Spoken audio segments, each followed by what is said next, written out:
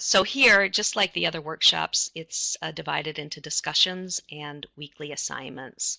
So week 1, you're going to explore the topic that you choose in the discussion. You're going to look at your problem statement in week 2.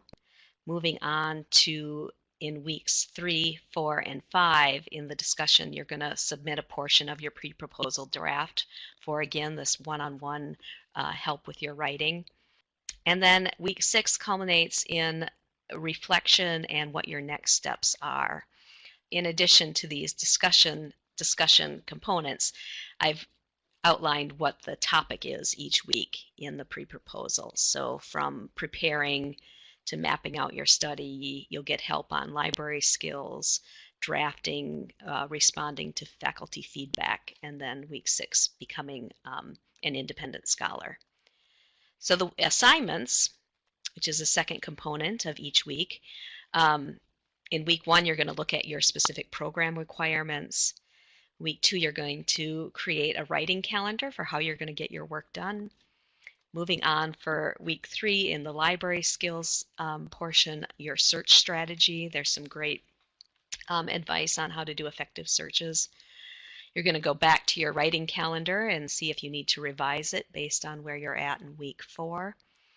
And then faculty feedback, you're going to draft an email that you would see on looking for feedback from them.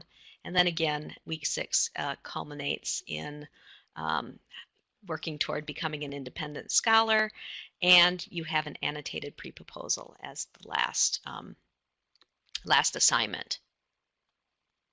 So here's the grading structure for the pre-proposal. It's graded slightly differently from the rest of the workshops, although all workshops are graded on a satisfactory, unsatisfactory basis.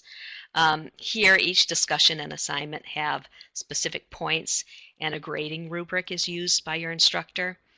You'll see how this differs from the other workshops in a moment. But to receive a satisfactory grade, you need 80%. So that's the pre-proposal. I know it was a quick run through.